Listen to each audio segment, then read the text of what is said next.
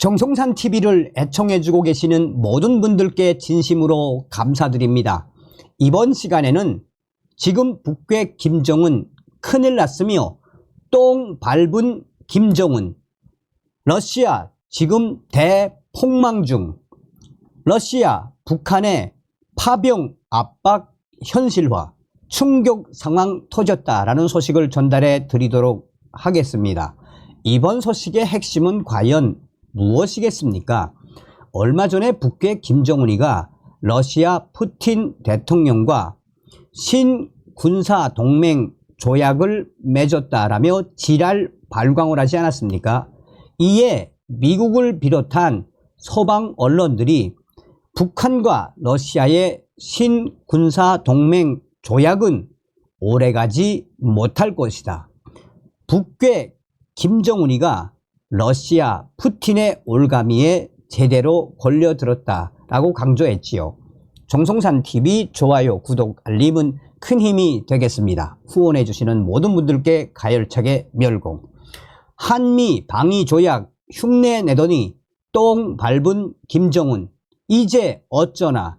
러시아 지금 대폭망 중, 러시아 파병 압박 받게 된 북한, 푸틴과 맺은 전략 동반자 조약에 김정은 발목 잡혀 지체 없이 모든 보유 수단으로 군사적 원조 제공, 조약 사조가 올가미 부메랑으로 되돌아와 김정은 되로 받고 말로 주게 됐다.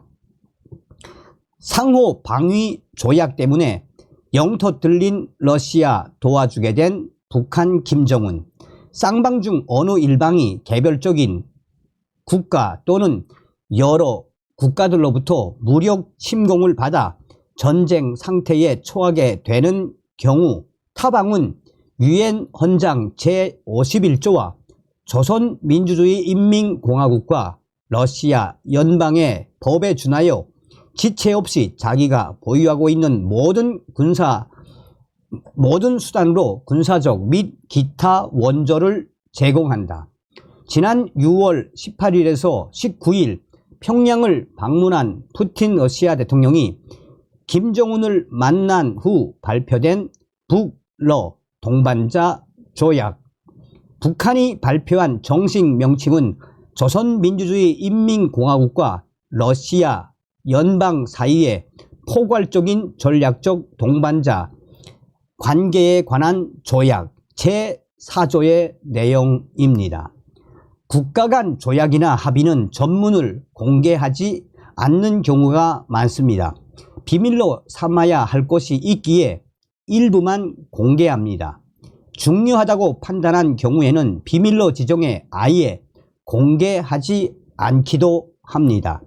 지난 2007년 북한을 방문한 노무현 대통령이 김정은을 만나 나누었던 대화를 노무현 정부가 2급 비밀로 지정해 감추었던 것은 잘 알려진 사실입니다. 푸틴 올가미에 걸린 김정은은 반대로 갔습니다. 김정은은 조약 체결에 대만족을 한 듯 푸틴이 떠나자 조선중앙통신에 조약 전문을 공개하게 했습니다. 이 시기에 북한은 러시아에 전쟁 물자를 팔아먹고 있었습니다.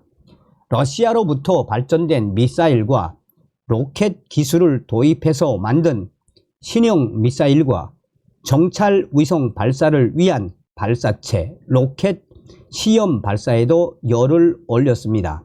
마치나 김정은이가 꽃길을 걷는 것처럼 보였습니다. 핵을 가진 나라는 타국의 보호를 받는 듯한 느낌의 안보 조약은 여간에서는 맺지 않습니다. 핵을 가진 것은 동맹 없이도 자기를 지키겠다는 뜻이기 때문입니다. 핵을 개발했음에도 김정은이 러시아와 상호 방위 조항이 포함된 조약을 맺은 것은 두려움 때문이 확실합니다. 유엔 안보리 대북 제재를 어기고 러시아로부터 미사일과 로켓 기술을 도입하고 러시아에 무기를 수출한 북한으로서는 대한민국과 미국의 응징을 염려해야 합니다. 한국과 미국은 북한 핵을 무력화하는 작전을 구사할 능력이 있으니 김정은 그는 기댈 언덕이 필요했던 것입니다. 그런데 북한 무기를 사주어 북한 경제를 살려준 푸틴이 이런 조약까지 맺어 주었으니 김정은은 황송할 뿐이었습니다. 또한 러시아는 이 조약을 철저히 지키라는 뜻으로 전문을 공개했을 가능성이 매우 높습니다. 자, 그럼 우크라이나 지금 어떤 상황인지 8월 14일 소식이지요. 우크라이나 러시아 본토 진격 현황. 자, 여기서 이제 약간 핑크색 나는 것이 러시아 점령 지역, 흰색이 러시아 영토 편입 주장 지역, 이제 그린색이 우크라 본토 지역, 본토 진격 지역. 지금 여기에 보면은 이제 우크라이나 옆 핑크색 나는 부분이 이제 러시아가 점령한 데지요. 그리고 이제 이 가운데 쿠르스크주 이 수드자를 8월 6일 우크라이나군 장갑차 등 진입해 러시아 본토 공격. 8월 13일까지 계속해서 공격을 했지요. 여기서 허를 찌른 우크라의 러시아 본토 공격. 6.25 당시 메가도의 인천 상륙 작전을 연상시킵니다. 라고 강조하고 있습니다.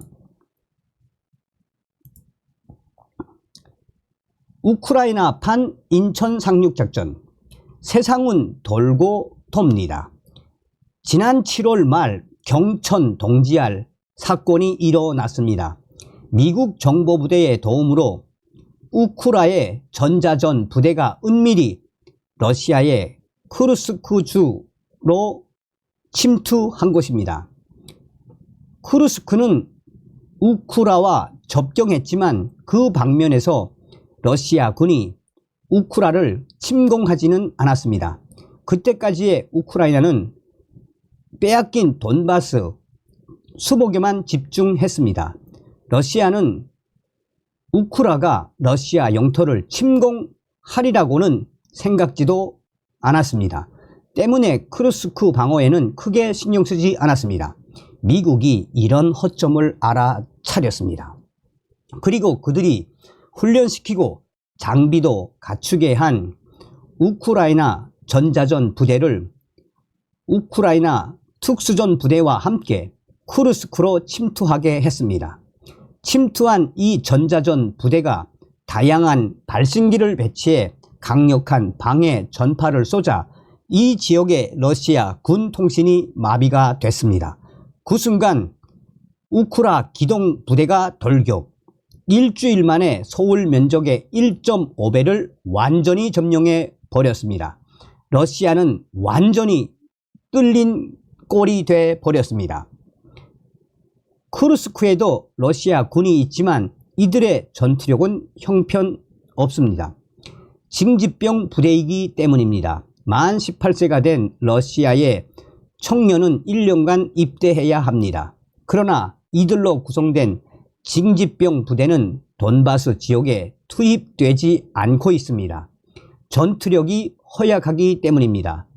이들로서는 영토와 가족을 잃어 독이 오른 우크라 군의 저항을 감당할 수가 없었습니다. 러시아 군 바닥났다. 대폭망 중 푸틴은 징집병의 어머니들에 대해 각별히 신경을 씁니다. 1979년 소련이 특별군사작전이라는 이름으로 시작했다가 실패한 아프가니스탄 전쟁의 기억 때문입니다. 소련은 아프간을 쉽게 보고 징집병으로 구성된 40만 군을 투입했다가 10년을 싸우고도 목표를 달성하지 못하는 낭패에 빠졌습니다. 그렇게 긴 전쟁으로 많은 징집병이 희생되자 러시아의 어머니들이 반전 데모에 나섰습니다. 이것이 소련군의 아프간 철수와 소련 붕괴의 한 원인이 됐습니다. 때문에 푸틴은 돈바스 지역에는 돈을 받고 복무하는 직업군인 부대를 투입하고 있습니다.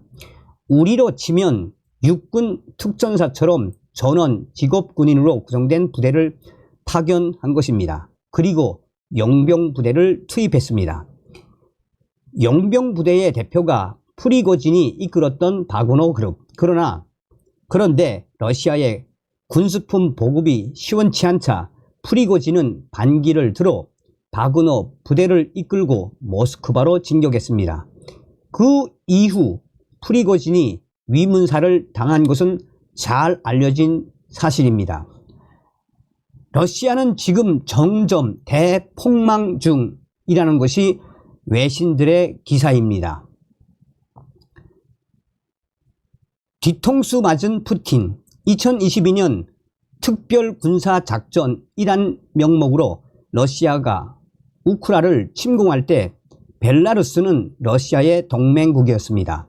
러시아는 속전속결로 우크라의 수도인 키우를 점령해 항복을 받을 요량으로 키우가 가까운 벨라루스를 통해 징집병으로 구성된 다수의 기동부대를 투입했습니다. 그러나 이 작전은 완전히 실패했습니다.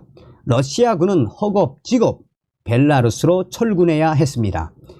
키이우 점령 실패 이후 러시아는 친러 게릴라 활동이 많은 돈바스 공략에 집중해 이 지역을 차지하고 이 지역 주민 투표를 통해 이것을 러시아에 편입시켰습니다. 러시아는 우크라가 돈바스를 수복하려고 하면 이는 우크라가 러시아를 침공한 것이라는 명분절을 펴며 질질 끌려고 한 것입니다. 그런데 크루스크가 뚫린 것입니다. 이러한 여러 상황에서 푸틴은 실각할 가능성이 매우 높아지고 있습니다. 이를 피하려면 푸틴은 무엇인가를 동원해야 합니다. 그 대상이 동맹을 맺은 벨라루스와 북한. 러시아는 북한 용병 부대를 동원하려고 한 적이 있었으니 푸틴이 김정은에게 북한은 자기가 보유하고 있는 모든 수단으로 군사적 및 기타 원조를 제공한다는 동반자 조약 4조를 이행하라고 강하게 요구할 가능성이 매우 높아졌습니다. 러시아의 기대 한미에 대항하려고 한 북한의 김정은은 똥 씹은 표정, 똥 밟은 처지가 된 것입니다. 북한 이상으로 압박을 받고 있는 것이 벨라루스. 벨라루스의 알렉산드로 대통령은 18일 러시아 국영 러시아 방송 인터뷰에서 우크라가 벨라루스 국경에 12만 명 이상의 병력을 배치했다며 벨라루스도 전체 병력의 3분의 1을 이곳에 배치해 대응했다고 말했습니다. 이는 러시아의 비위를 맞추기 위한 발언일 수 있습니다.